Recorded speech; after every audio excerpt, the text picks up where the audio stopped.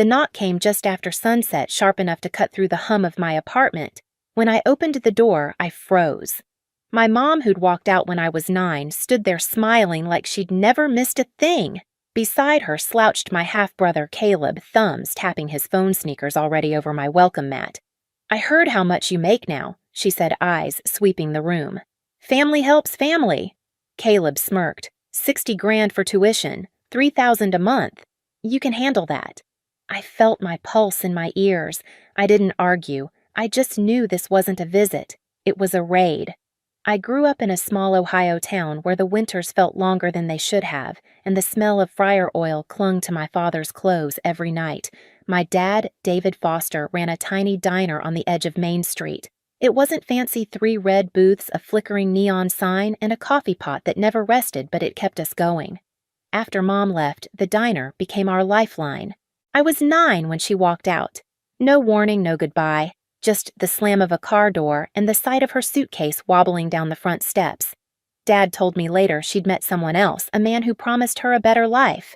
For years, I'd lie awake wondering if better meant a life without me. Dad tried to fill both roles, but he was already stretched thin. Every morning at 5, he'd unlock the diner and start the grill. By the time I came home from school, he smelled like bacon grease and black coffee, his fingers nicked from the slicer. Yet, no matter how tired he was, he'd still sit across from me at our wobbly kitchen table and ask, "How was math club today?" Sometimes he'd doze off mid-sentence and I'd just smile and whisper, "It was good, Dad." Money was always tight. The lights flickered whenever the heater kicked in, and there were weeks when the fridge held little more than milk and half a jar of jam. I started babysitting at 12, stacking shelves at a corner store by 14, and cleaning houses by 15. Every dollar went to rent groceries or gas for Dad's rusted pickup.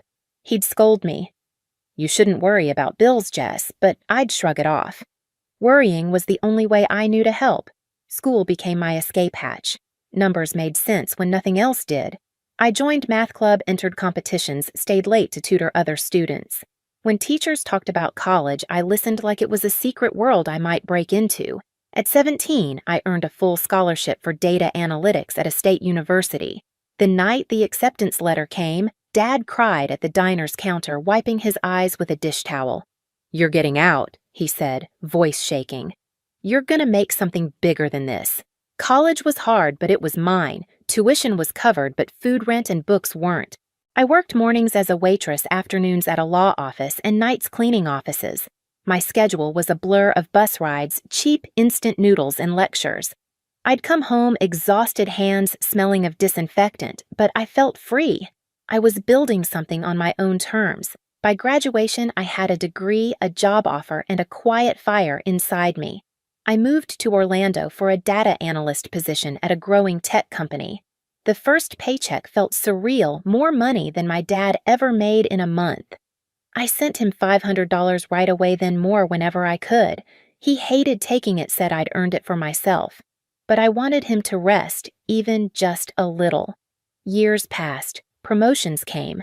I bought a sleek apartment, downtown floor-to-ceiling windows, a view of the city lights I used to dream about. My co-workers became my second family lunches with Nina from accounting, volunteering with Kara on weekends, sharing coffee runs with Ryan, the neighbor who always carried 2 mugs.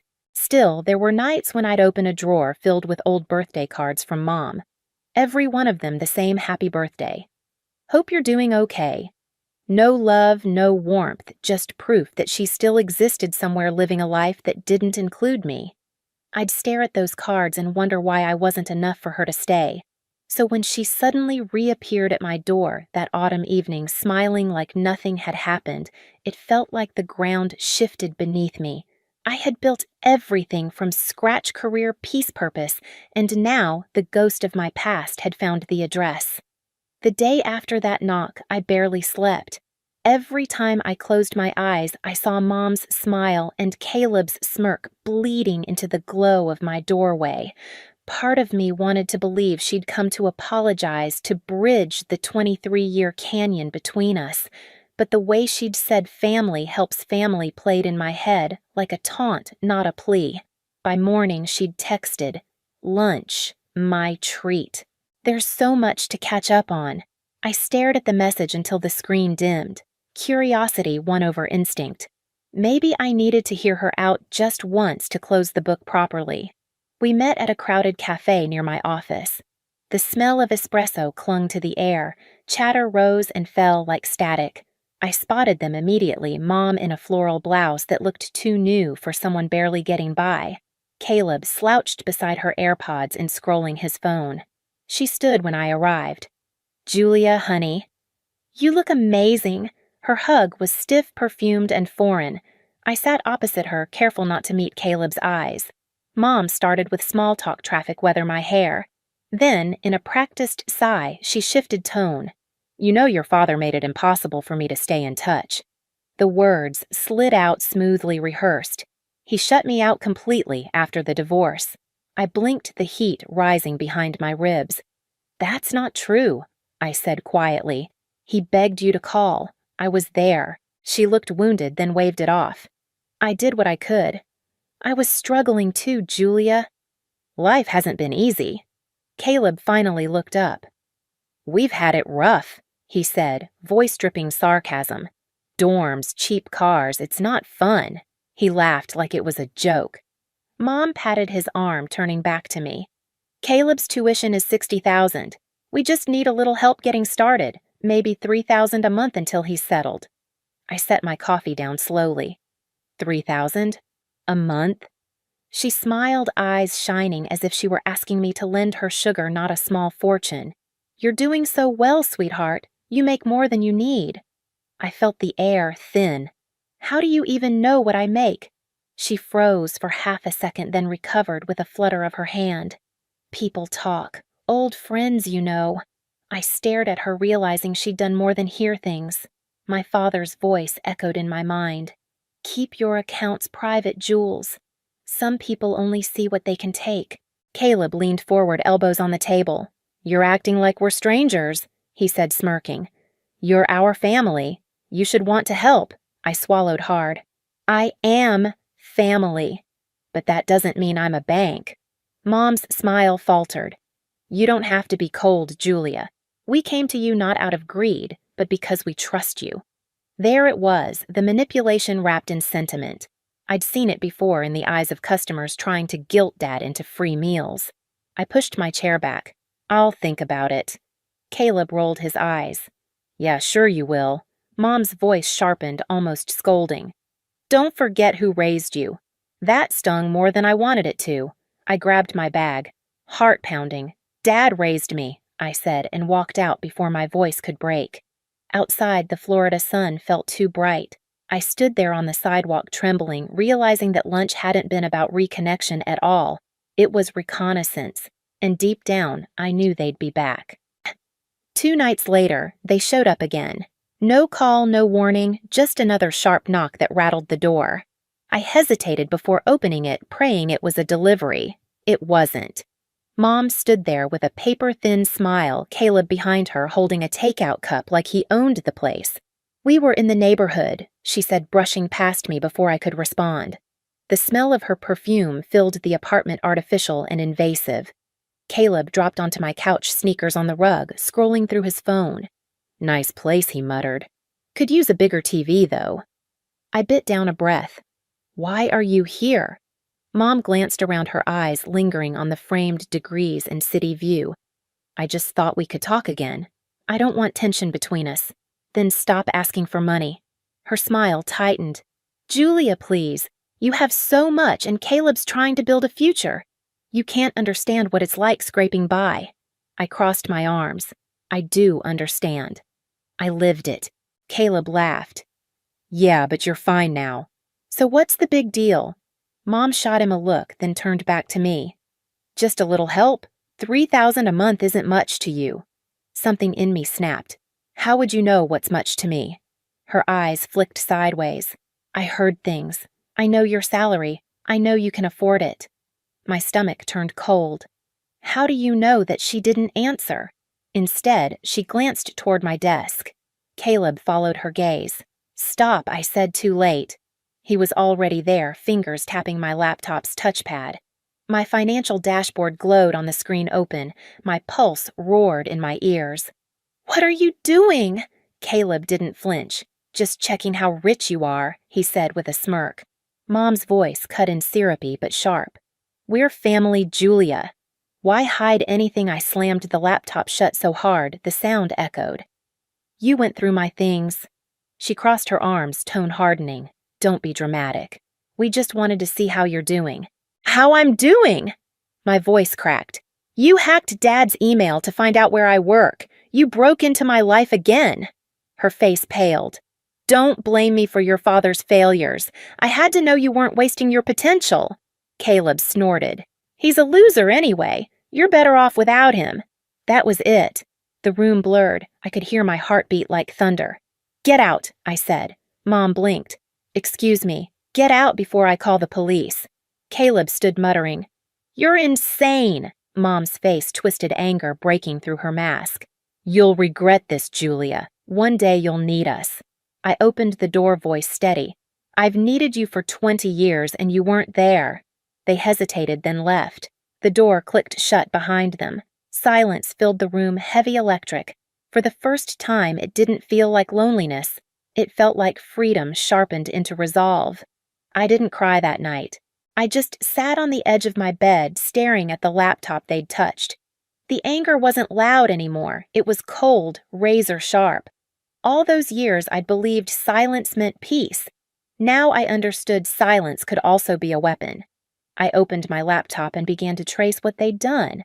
My work as a data analyst had trained me to notice patterns, irregular logins, timestamps, footprints that people thought they'd erased.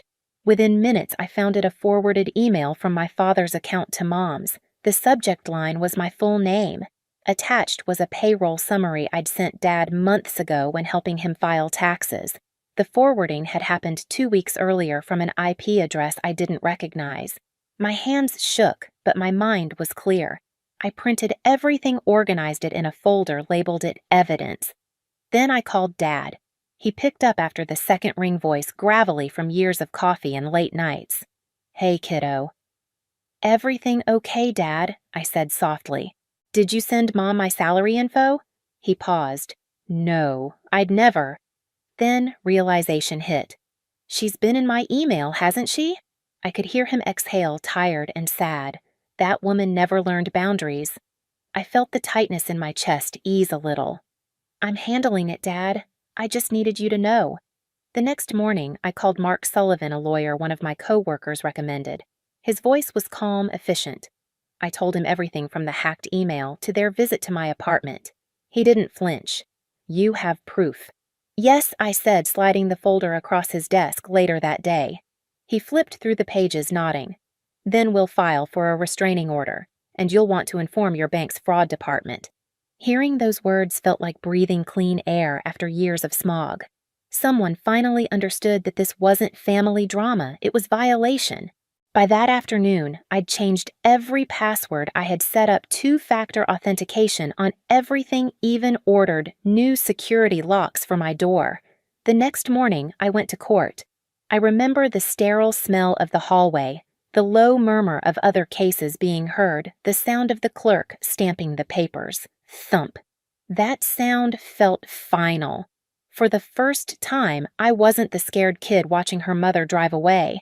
I was the adult drawing a line she couldn't cross again. Days later, my phone buzzed with an alert from the bank. Unusual transfer attempt, $10,000 from savings account. Declined. I stared at it for a long moment, then laughed quietly. She'd tried again and failed. I forwarded the notice to Mark. He replied within minutes, already covered by the order. They'll face consequences if they try again. The satisfaction wasn't the vengeful kind. It was measured calm, like closing a book that had been left open too long. A week later, I went for dinner at Dad's diner, renovated, now clean and bright after I helped him pay off the debts. The smell of grilled onions and fresh coffee hit me the second I walked in. He looked up from the counter and smiled. You look lighter, he said. I am, I told him. And I meant it. That night, back in Orlando, I watched the city lights pulse below my window. For the first time in years, I felt completely safe. My mother had taken enough from me, my childhood, my trust, my peace. But she wouldn't take my future, so I poured another glass of water, opened my laptop, and started building something new, a small charity fund I'd dreamed about for years. I named it the Foster Fund for kids raised by one parent fighting their way up just like I had. It wasn't revenge, it was reclamation. My own quiet way of saying you can't take from me anymore. A full year passed before I heard her name again. By then, the restraining order had long been granted, and my life had rearranged itself around peace. The mornings were quiet coffee brewing emails waiting sunlight spilling across my apartment floor instead of anxiety. One evening, Dad called while I was driving home. "You'll never guess who reached out," he said, his voice careful. "Your Aunt Ruth." I smiled. "Haven't heard from her in years. She wanted to talk about your mom," he added. Aunt Ruth and I spoke the next day. Her voice was low, worn with regret. "Marie's burned every bridge she's ever had. She borrowed from friends, lied about you, said you refused to help. People finally caught on. She and that boy of hers moved out of town. No one knows where." I didn't feel triumph, just a strange stillness. "I hope she finds whatever she's looking for," I said quietly. Ruth sighed. "You sound like your father." After that, I let the silence close. I didn't need updates or apologies. What mattered was that her chaos could no longer reach me. Therapy helped me understand something I'd never been able to name, that my guilt for surviving was heavier than her betrayal. Dr. Brooks once told me, "You can't heal in the same story that broke you." I carried that sentence with me like a mantra. So I wrote a new one. The Foster Fund became official within months. Small scholarships for kids from single-parent homes, mentorship programs, tutoring nights. Kara, my friend from work, helped design the outreach. Ryan organized local sponsors. The first time I signed a grant check, I thought of the diner lights flickering in Ohio, of Dad flipping pancakes to keep the electricity on. The cycle ended there.